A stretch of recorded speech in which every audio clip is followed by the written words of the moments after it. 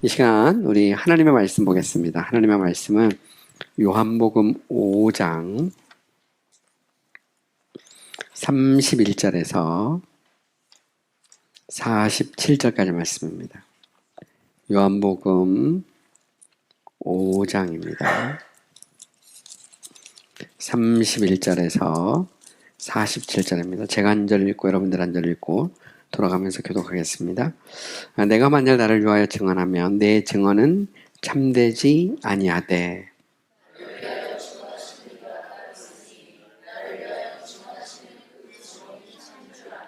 너희가 요한에게 사람을 보내매 요한이 진리에 대하여 증언하였느니라.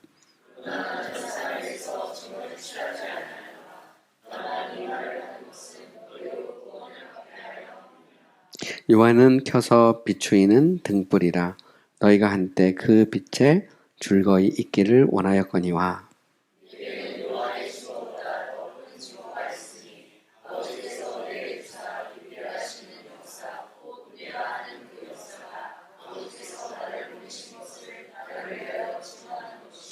또한 나를 보내신 아버지께서 친히 나를 위하여 증언하셨느니라.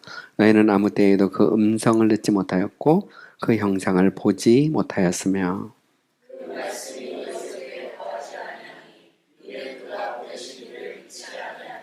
너희가 성경에서 영생을 얻는 줄 생각하고 성경을 연구하거니와 이 성경이 곧 내게 대하여 증언하는 것이니라.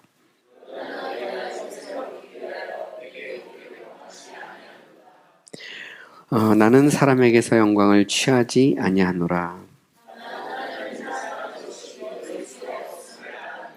나는 내 아버지의 이름으로 왔음에 너희가 영접하지 아니하나 만일 다른 사람이 자기 이름으로 오면 영접하리라.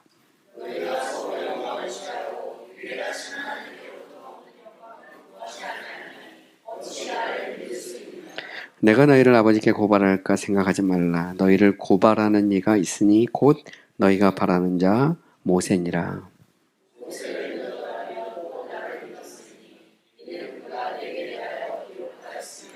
우리 다 같이 읽겠습니다. 그러나 그의 글도 믿지 아니하거든 어찌 내 말을 믿겠느냐 하시니라. 아멘. 오늘 읽은 말씀은 예수님께서 유대인의 명절이 돼서 예루살렘 성전에서 38년 된 병자를 고치시고 난 다음에 유대인들과 함께 변론하는 그 내용의 일부입니다.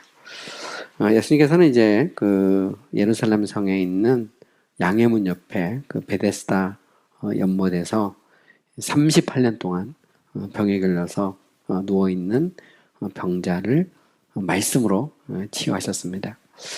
그때 예수님께서 그 병자를 향해서 자리를 들고 일어나라 이렇게 말씀하실 때 그 병자가 자리를 들고 일어났습니다. 근데 이제 문제는 이날이 이제 유대인의 그 안식일이었습니다. 이제 안식일을 이제 유대인들은 아주 엄격하게 지켰어요. 특별히 그 바리새파 유대인들은 그 안식일에 여러 가지 그런 금지 규정을 만들었습니다. 근데 그 중에 하나가 자리를 들고 일어나는 것도 금지가 되어 있어요. 그러니까 자리를 드는 것 자체가 안식일을 어기는 것이었습니다. 38년 된 병자가 자리를 들고 자리를 든 것도 이제 안식일을 어긴 것이고요. 그들의 견해로 보면 또한 예수님께서 그 병자를 향해서 자리를 들고 일어나라 명령한 것도 잘못된 것입니다. 안식일을 어기라고 예수님께서 명령하셨기 때문이죠. 우리는 여기서 그 되게 좀 아이러니컬한 그런 모습을 볼 수 있죠. 사실 38년 동안 중병을 앓았던 사람을 예수님이 안식일을 고쳐줬으면 거기에 대해서 박수를 치고 환호하고 기뻐하고 즐거워해야 됩니다. 축하를 해줘야 되는데 당시 이제 유대인들은 전혀 그런 생각이 없었어요. 오히려 예수님을 비난했어요. 어떻게 안식일날 이런 일을 할 수 있느냐. 38년 된 병자를 향해서도 내가 어찌 그 안식일날 자리를 들고 걸어갈 수 있느냐 이렇게 오히려 비난을 했습니다. 네, 이때 이제 예수님께서 반응을 하시죠. 예수님께서 말씀하기를 내 아버지께서 일하시니 나도 일한다 이렇게 말씀하셨습니다. 여기서 내 아버지가 이제 문제가 되죠. 또 안식일은 원래 일하지 말라는 건데 이라는 것도 문제입니다. 근데 여기서 내 아버지라는 말은 결국 하나님이 자기 아버지란 말이거든요. 그래서 하나님을 자기의 친아버지라고 하여 하나님과 자기를 동등하게 여기는 것이다. 그렇게 당시 이제 유대인들이 예수님을 향해서 비난을 합니다. 근데 여기서 이제 그 예수님의 안식일을 어길 뿐만 아니라 하나님이 나와 동일하다, 내가 하나님의 아들이다라고 말하는 것은 신성모독죄입니다. 근데 신성모독죄는 사형에 해당하는 아주 중죄입니다. 중죄. 그래서 당시 이제 군중들이 돌로 쳐서 예수님을 죽일 수도 있어요. 원래 이제 그 로마가 그 이스라엘을 점령하고 나서는 사용시킬 수 있는 권한을 이 이스라엘 사람들, 유대인들에게 주지를 않았습니다.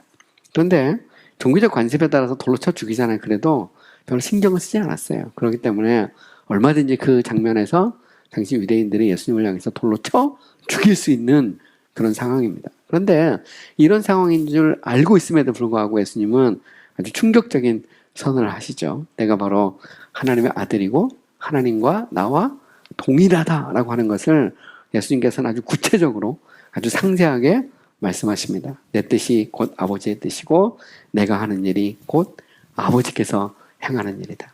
또한 나는 지금 이렇게 병자를 이렇게 고쳤는데 이걸 가지고 놀라느냐? 죽은 자도 더 큰 일도 할 수 있다. 그리고 사람의 육신적인 생명뿐만 아니라 나는 영생을 줄 수 있다. 다시 말해서 사람을 구원할 수 있는 능력도 있다. 이렇게 말씀하셨어요. 또한 더 나아가서 나는 심판하는 권세를 가지고 있다. 이렇게 말씀하셨죠. 그리고 누구든지 나를 믿는 사람은 생명을 얻지만 나를 믿지 않는 사람은 멸망한다. 영생을 얻지 못한다라고 선언하셨어요. 그리고 예수님이 이제 마지막 때 내가 죽은 자들을 다 부활을 시키는데 내 음성을 듣고 죽은 자들이 일어나는데 어떤 사람은 생명의 부활로 어떤 사람은 사망의 부활로 일어날 것이다. 이렇게 예수님께서 이렇게 일종의 변론을 하셨습니다. 사실 이거는 뭐 당시 그 유대인들이 생각할 때 충격적인 것이죠. 사실 그 당시 이제 그 유대인들은 이미 그 요한에 대해서, 그러니까 침례 요한에 대해서 사람을 보냈어요. 사람을 보내서 내가 누구냐 이렇게 물었습니다. 내가 그리스도냐? 내가 엘리야냐? 아니면 뭐 내가 그 선지자냐? 이렇게 물었을 때 요한은 자기는 아니다 이렇게 말을 했어요. 그런데 예수님께서는 내가 바로 하나님의 아들이다. 내가 바로 그 하나님이고 하나님과 나는 동일하다 이렇게 예수님이 선언하는 것입니다. 여기에 대해서 이제 사실 뭐 결과는 이제 뻔히 나온 거예요. 이제는 이제 돌로 쳐 죽이는 일밖에 없는 것이죠. 그런데 오늘 본문에 보면 예수님께서는 보다 구체적으로 내가 하나님이고 내가 하나님의 아들이고 내가 그리스도라고 하는 사실을 5가지의 증거를 들어서 예수님께서 계속해서 말씀을 이어갑니다. 우리 이 본문을 전체적으로 보면 오늘 본문 말고 예수님께서 하신 말씀 전체를 보면 예수님이 이미 이제 오늘 본문 나오기 바로 전까지 예수님은 자신을 하나님의 아들이고 인자다, 인자라는 표현을 쓰셨어요. 예수님은 자신의 하나님의 아들일 뿐만 아니라 인자라는 말 쓰는데 인자라는 말은 사람의 아들, the son of man이라는 그런 뜻입니다. 이 말씀은 다니엘서 7장에 나오는 말씀에 앞으로 오실 그리스도, 메시아가 오는데 메시아는 하나님의 아들이 사람으로 오신다. 그게 바로 이제 인자거든요. 근데 예수님은 내가 바로 하나님의 아들이고 내가 바로 인자다 이렇게 말씀하셨습니다. 그런데 오늘 본문을 잘 보시면 오늘 본문을 쭉 보면 예수님은 이제 아들, 인자라는 말을 쓰지 않고 나는, 나라는 말을 쓰고 있어요. 나는 누구다. 나는 무엇이다. 이 요한복음에도 보면 예수님은 그런 표현을 종종 쓰시거든요. 나는 세상의 빛이다. 나는 포도나무다. 뭐 이런 표현. 나는 선한 목자다. 이런 말을 예수님이 종종 씁니다. 나는 누구누구다. 이걸 영어로 I am 이렇게 말하는데 원래 이 I am이라고 하는 말은 하나님의 이름이에요. 하나님. 그래서 우리가 출애굽기에 보면 그 하나님께서 모세에게 그 이스라엘 백성에게 보내면서 나는 스스로 있는 자라고 이렇게 밝히는 걸 볼 수 있어요. 그게 바로 여호와라고 하는 이름이에요. 여호와라고 하는 말은 나는 스스로 있는 자다. 나는 자존자다. 나는 존재 그 자체다. 이런 의미를 가지고 있습니다. 그리고 이걸 축약하면 I am 이렇게 말해. 나는 누구다. 근데 오늘 본문을 잘 보시면 예수님은 계속해서 이제는 말을 바꿔요. 아들 인자라는 말이 아니라 나는 누구누구다 이렇게 말하죠. 근데 이 나는 누구나다는 말은 하나님이 쓰는 말입니다. 하나님. 그러니까 예수님은 이미 이 말씀을 통해서 내가 곧 하나님이고 하나님의 아들이다라고 하는 사실을 명확하게 선언하고 있는 것이죠. 보통 이것을 조금 어려운 말로 아이섹션, 그래, 아이라는 말, 나, 영어로 아이란 말인데, 이제는 예수님께서 아들, 인자란 말에서 나, 아이라는 말로 이렇게 바꾸는 그런 장면입니다. 어쨌든 이 말씀에서 예수님은 자신이 하나님의 아들이고 그리고 그리스도라고 하는 사실을 5가지 증거를 제시하고 있어요. 유대인의 법정에서 보통 재판을 할 때 아주 반박할 수 없는 명확한 사실이 드러나나요? 그러면 증인이 필요 없습니다. 그런데 그렇지 않을 경우에는 증인을 한 사람 이상 세우게 되어 있어요. 예수님께서는 당시 그 분위기를 너무나 잘 알고 있었기 때문에 예수님은 여기에서 증인을 세웁니다. 증인을 세우는데 5가지의 그런 증인을 이렇게 세우고 있어요.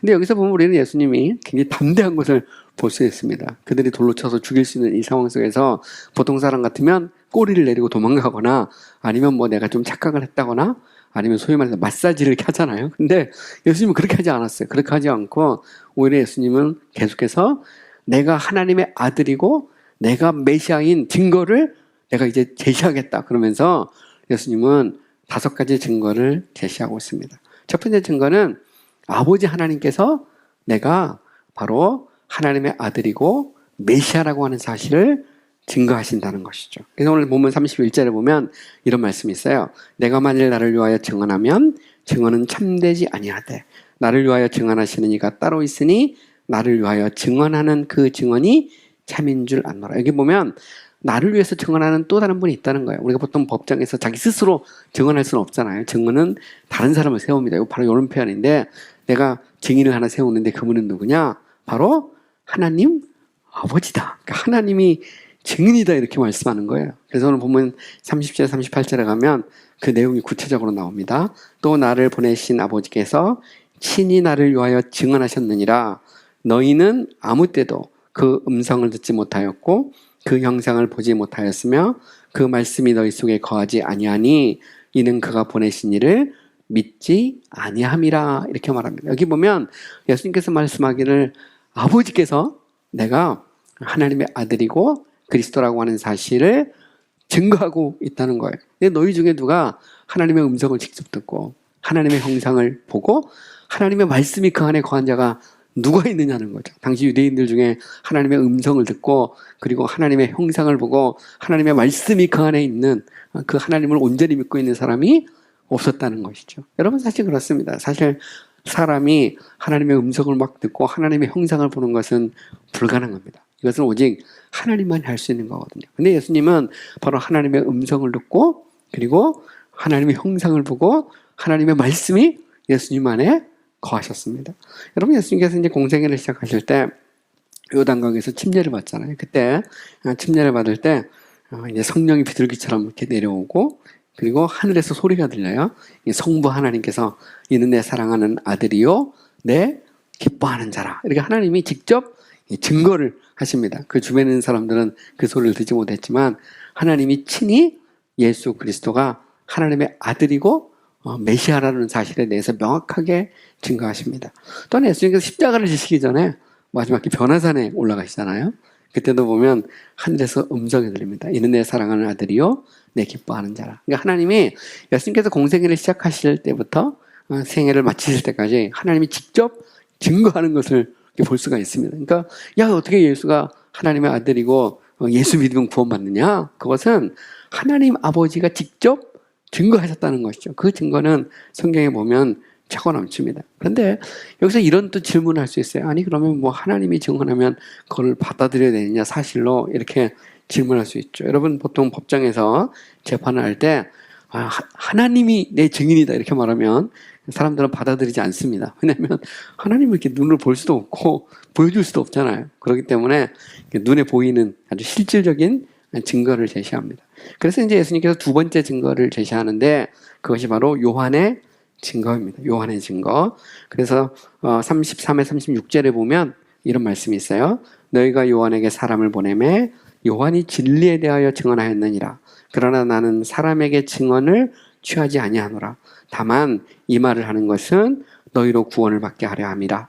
요한은 켜서 비추이는 등불이라 너희가 한때 그 빛에 즐거워 있기를 원하였거니와. 이렇게 말합니다. 자, 이 말은 무슨 얘기일까요? 예수님께서는 이제 하나님 외에 또 다른 증거를 제시합니다. 그것은 바로 요한이 자신에 대해서 증거한 것에 대해서 예수님께서는 증거로 제시하십니다. 근데 예수님은 스스로 하나님의 아들이고 본질상 하나님이세요. 예수님은 사람의 증거가 필요가 없습니다. 예수님은 그 사실에 대해서도 말씀하죠. 나는 사람의 증거가 필요 없다. 그러나 너희로 하여금 구원을 받도록 하기 위해서, 다시 말해서 요한이 증거한 바로 나를 믿고 구원을 받게 하기 위해서 내가 요한에 대한 증거를 제시하고 있다. 이렇게 말씀하시죠. 여러분, 요한은 예수님에 대해서 증거를 했어요. 요한은 바로 예수님의 길을 예배하는 사람이죠. 그래서 예수님께서 요단강에 나오실 때 요한은 예수님을 향해서 전 보라 세상 죄를 지고 가는 하나님의 어린 양이로다 이렇게 선언을 했죠. 다시 말하면 예수님은 구원자로 오셨다는 것을 말했습니다. 또한 이 요한은 말하기를 내가 말한 부분이 바로 이분인데 이분이 위대한 것은 내가 있기 전에 이분이 먼저 계셨다 이렇게 증거하고 있는 것을 볼 수 있죠. 또한 요한은 나는 그의 끈의 신발을 그저 그 신발의 끈을 풀기도 나는 합당하지 않다 그렇게 말했어요. 또한 요한은 나는 망해야 되겠고 그는 흥해야 되겠다 이렇게 선언하죠. 여러분, 요한이 증거한 분은 명확합니다. 요한은 바로 자기 뒤에 오실 그리스도에 대해서 하나님의 아들에 대해서 증거했어요. 그리고 예수님께서 나타나셨을 때 요한은 바로 저분이 내가 말한 바로 그분이다 이렇게 요한은 명확하게 증거를 했습니다. 그런데 여러분, 이 요한의 증거는 이것이 믿을 만한, 신뢰할 만한 것이었어요. 왜냐하면 바로 요한은 켜서 비추이는 등불과 같은 사람이었기 때문입니다. 그래서 어둠을 밝히는 등불처럼 요한은 그런 사람이었어요. 그래서 사람들이 막 모여들었고 사방에서 모여들어서 요한의 말을 듣기를 좋아했습니다. 그러니까 예수님께서 말하는 거예요. 야, 내가 이제 나에 대해서 증언할 수 있는 사람을 내가 제시할 텐데 그 사람이 누구냐? 바로 요한이다. 요한은 신뢰할 만하다. 그죠? 우리가 증인도 그렇습니다. 증인도 보면 사기꾼 같은 사람을 증인으로 세우면 그것이 받아들여지기가 어렵습니다. 그런데 정말 신뢰할 만한 사람이 증거를 하면 그 증거가 채택될 확률이 높습니다. 그런데 요한은 누구냐? 요한은 어둠을 밝히는 등불과 같은 사람들이죠. 그리고 사람들이 요한의 말을 듣기를 즐거워했던, 누구나 다 인정하는 선지자라고 생각했던 바로 그 사람이었어요. 그런데 바로 그 요한이 내가 하나님의 아들이고 내가 그리스도라고 하는 사실에 대해서 증거했다는 것입니다. 또한 따라가서 세 번째로 예수님은 이제 요한의 증거보다 더 큰 증거에 대해서 예수님은 말씀하고 있어요. 오늘 보면 36절에 보면 이런 말씀이 있습니다. 내가 요한의 증거보다 더 큰 증거가 있으니 아버지께서 내게 주사 이루게 하시는 역사, 곧 내가 하는 그 역사가 아버지께서 나를 보내신 것을 나를 위하여 증언하는 것이요. 이렇게 말합니다. 여기 보면 이제 요한에 대해서 이야기한 다음에 예수님은 내가 하나님의 아들이고 내가 그리스도라고 하는 사실을 더 확실하게 증거할 수 있는 증거가 있는데 그건 뭐냐? 내가 하는 역사라는 말은 내가 하는 기적들, 내가 하는 표적들, 이것이 내가 바로 하나님의 아들이고 내가 바로 메시아라고 하는 사실을 증거하고 있는 것이다 이렇게 말합니다. 여러분, 요한이 아무리 뛰어나고 요한이 마지막 그 선지자였지만 요한은 기적을 행한 적이 없어요. 요한은 단지 자기 뒤에 오실 예수님을 준비하는, 어떻게 보면 참 광야에 길을 내는 그런 사람에 불과했죠. 반면에 예수님은 오셔서 수많은 기적을 행하셨어요. 오늘 이 본문에 나오는 이 논쟁이 있기 전만 해도 예수님은 38년 된 병자를 말씀으로 치유하셨습니다. 여러분, 수많은 사람들이 예수님에 대해서 막 의문을 제기할 때 그들에게 의문을 제기할 수 없도록 확실하게 예수님께서 증거로 보여주신 것이 있어요. 그것이 뭐냐면 기적들이죠. 그래서 요한은 그것을 표적이다. 사도 요한은 표적이라는 말로 썼어요. 예수님은 자신에 대해서 수많은 기적을 통해서 와, 정말 저분은 하나님의 아들이구나, 정말 저분은 그리스도구나 하는 그 증거를 친히 보여주신 것입니다. 누가복음 7장에 가면 침례 요한이 나중에 그 자신의 제자들을 이렇게 보내서 예수님에 대해서 묻습니다. 오실 그이가 당신이 오니까 우리가 더 큰 일을 기다리오리까? 이렇게 묻습니다. 어쨌든 요한이 좀 의문이 들었던 것 같아요. 정말 이분이 정말 메시아인가? 정말 내가 정말 이분이 하나님의 아들인가? 아니면 또 다른 사람을 기다려야 되는가? 여기에 대해서 의문이 생겼던 것 같습니다. 여기에 대해서 예수님은 22절에 보면 이렇게 대답을 하세요.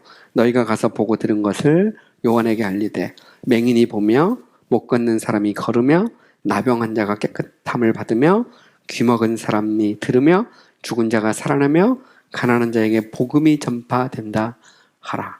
여러분, 이것이 예수님께서 자신이 메시아인 것을 증거로 제시한 거예요. 그러니까 오늘 본문에도 보면 마찬가지입니다. 너희가 요한의 증거 말고 더 큰 증거가 있는데 내가 하는 역사, 내가 하는 이 표적 자체가 바로 증거라는 것이죠. 또한 이것뿐만 아니라 예수님께서는 수많은 사람들의 인생을 바꾸고 그리고 그들을 구원하셨어요. 그러니까 예수 믿으면 구원받는다는 사실을 예수님께서 직접 보여주셨습니다. 그 증거, 눈에 보이는 그 증거들이 바로 예수가 하나님의 아들이고 바로 그분이 그리스도다라고 하는 사실을 증거하고 있는 것이죠. 따라서 예수님은 네 번째 증거를 제시하십니다. 그 네 번째 증거는 바로 성경이에요. 성경. 당시 참 보면 신성을 모독하고 죽어야 마땅하다고 하는 그들을 향해서 예수님께서는 성경을 제시하십니다. 여러분, 성경 그러면 당시 그 예수님께서 활동하던 당시에는 이제 신약 성경은 아직 그 기록이 안 돼 있고요. 이제 구약은 이미 완성돼 있었어요. 구약 39권은 이미 예수님이 오시기 전에 다 완성이 되어 있었습니다. 그리고 당시 바리새인들 뭐 이런 사람들은 아주 그 성경의 박사들이었어요. 성경을 연구하는 그런 사람들이었거든요. 근데 그들을 향해서 말합니다. 내가 하나님의 아들이고 내가 그리스도라고 하는 것이 궁금하냐? 그러면 가서 성경을 찾아봐라. 그러면 성경이 바로 나에 대해서 증언하고 있다는 거예요. 그래서 오늘 보면 39절에 보면 너희가 성경에서 영생을 얻는 줄 생각하고 성경을 연구하거니와 이 성경이 곧 내게 대하여 증언하는 것이니라 이렇게 말합니다. 여러분, 당시 그 유대인들은 성경을 통해서 그들이 구원의 방법을 일종의 그 율법을 지켜서 구원받는다고 그렇게 바꿔놨어요. 그래서 이 율법을 지키기 힘드니까 온갖 율법에 따른 부가 규정을 만들어서 완벽하게 철저하게 율법을 지키면 구원을 받는다는 그런 생각을 가지고 있었거든요. 그런데 그들을 향해서 말합니다. 너희가 성경을 한번 찾아봐라. 그러면 성경은 곧 나에 대해서 증거하고 있다는 거예요. 너희가 영생을 얻고자 하느냐?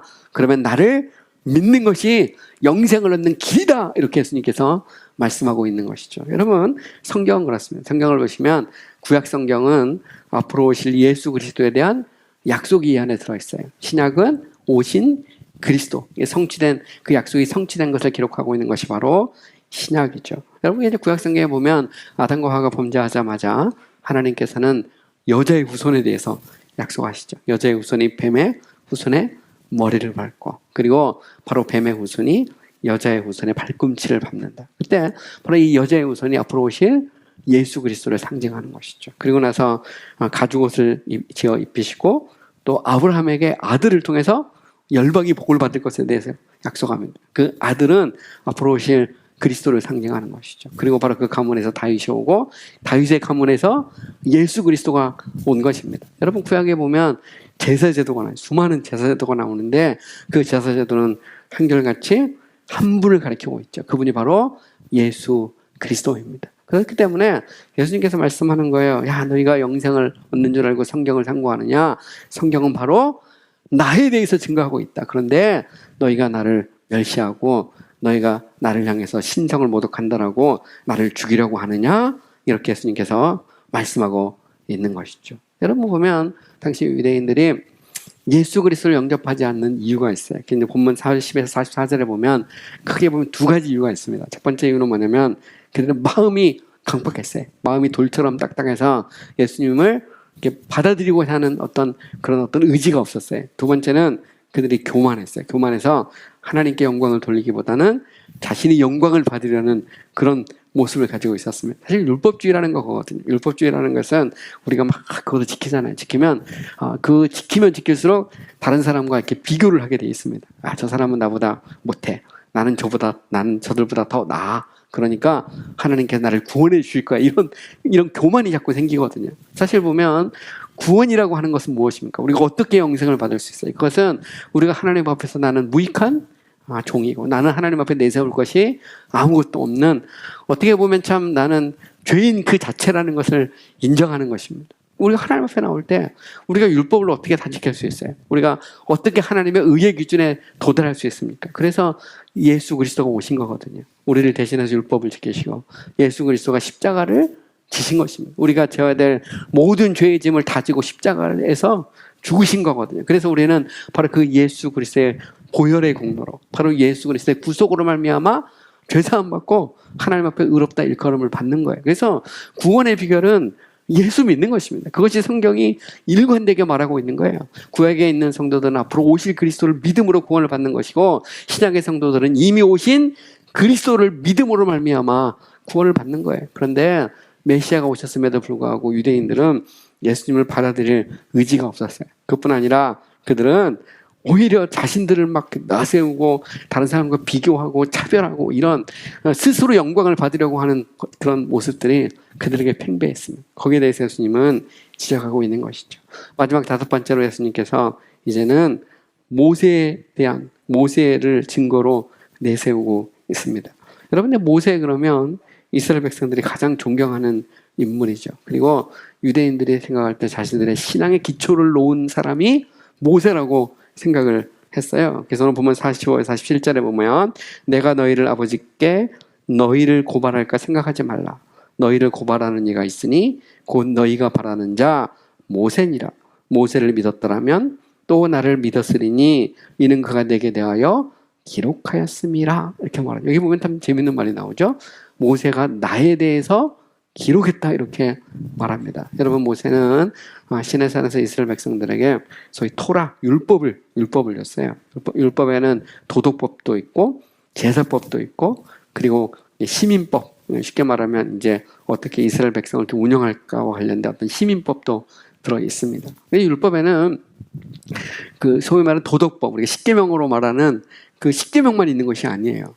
거기에는 희생제사, 하나님 앞에 나가는 그 제사 제도가 그 속에 들어있는 것이죠. 근데 당시 이 바리새파 그 유대인들은 오히려 그 자기들의 이 뭐라 할까요? 그 율법에서 그 율법에서 어떤 도덕법만을 강조한 것입니다. 그래서 그들이 그 어떤 엄격한 어떤 법을 지키면 그것을 통해서 구원을 받을 수 있다라고 착각을 한 겁니다. 근데 거기에 대해서 예수님은 오히려 지적하는 거예요. 너희들이 지켰다고 스스로 생각하는 바로 그 모세, 바로 그 율법이 마지막 심판대 앞에 서면 그 모세가 너를 고발할 것이다. 이렇게 말하는 것이죠. 너희가 어떻게 너희가 너희의 노력으로 행실로 율법을 지켜서 구원을 받을 수 있느냐. 여러분, 사실 보면 만약 인간이 그럴 수 있다면 그러면 희생제사나 제사법은 아무 의미가 없었을 거예요. 사실은 지킬 수 없기 때문에 하나님께서 양 잡고 소 잡고 그저 염소 잡아서 제사를 드리라고 말한 것입니다. 그것은 다 누구를 가리키는 거죠? 결국 예수 그리스도, 앞으로 오실 그리스도를 상징하고 가르치고 있는 것이죠. 예수님은 여기 대해서 말하는 거예요. 너희가 모세를 그렇게 막 높이고 막 그러느냐, 결국 그 모세가 너희를 고발할 것이다. 왜냐하면 바로 모세가 나에 대해서 기록하고 있는 것이기 때문이라는 것이죠. 그래서 여러분, 우리가 모세에 대해서 특별히 우리가 신명기든 레위기든 읽어보면 그 모세의 율법은 예수 그리스도를 가르치고 있는 것입니다. 그래서 구원의 측면에서 보면 딱 두 가지밖에 없어요. 구원의 측면에서 보면 인간이 자신의 행실로, 자신의 노력으로, 자신의 손으로 구원을 받는 길 하나 있고, 그렇지 않으면 또 다른 한 길은 우리를 대신해서 우리가 참 그 하나님의 기준에, 의의 기준에 도달할 수 없기 때문에 예수 그리스도께서 우리를 대신해서 사람으로 오시고 율법을 지키시고 율법으로 볼 때 흠과 티가 없음에도 불구하고 십자가에서 우리의 모든 죄를 다 짊어지고 죽으시고 부활하시고 바로 그 그리스도를 믿는 것, 그 외에는 다른 길이 없습니다. 예수님은 바로 그 사실에 대해서 명확하게 말하는 것이죠. 너희가 영생을 얻고자 하느냐? 나를 믿으라, 이렇게 말씀하고 있는 거예요. 성경에서 말하고 있는 바로 그 모세가 증거하고 있는 바로 그 주인공, 요한이 말하고 있고 성부 하나님께서 증거하고 있는 바로 그 주인공이 나다, 이렇게 예수님께서 말씀하고 있는 것입니다. 우리는 이 말씀에서 우리가 갖고 있는 신앙이 결코 허술한 기초 위에 세워진 신앙이 아니라는 것을 알 수 있어요. 여러분, 집도 보면 기초가 튼튼하지 않으면 그러면 그 집이 무너질 수밖에 없습니다. 여러분, 우리의 신앙도 마찬가지죠. 우리의 신앙이 거짓으로 점철되어 있다면, 그죠? 인류 역사상 가장 큰 사기꾼은 예수 그리스도죠. 예수님 같은 사기꾼은 없을 겁니다. 그런데 예수님은 여기서 5가지 증거를 제시해요. 하나도 아니고 5가지. 하나님 아버지가 증거하죠. 요한이 증거하죠. 자신이 행한 수많은 기적과 표적들이 증거하죠. 그리고 성경이 증거하고, 그리고 마지막 모세가 증거한다는 것이죠. 그것은 우리가 믿고 있는 이 신앙은 견고하고 확실한 신앙이다 라고 하는 것을 예수님께서 친히 증거하고 있는 것입니다. 그렇다면 우리는 여기에서 과연 그러면 이 예수 그리스도의 이 증거를 받아들일 것인가? 판결을 내려야 되잖아요. 그죠? 판결을 내릴 때 예수는 하나님의 아들이고 그리스도다. 아니야. 예수는 신성 모독이니까 죽어야 마땅해. 예수는 나와 관계없어. 이렇게 가야 될지 둘 중에 하나죠. 그죠? 예수 믿는 사람들은 여기서 판결을 내리면 정말 예수는 하나님의 아들이고 구세주입니다. 내가 주님을 믿습니다. 이렇게 고백하는 사람이죠. 아무쪼록 여러분들 안에 그런 고백이 있는 줄 믿습니다. 우리 다 같이 기도하겠습니다.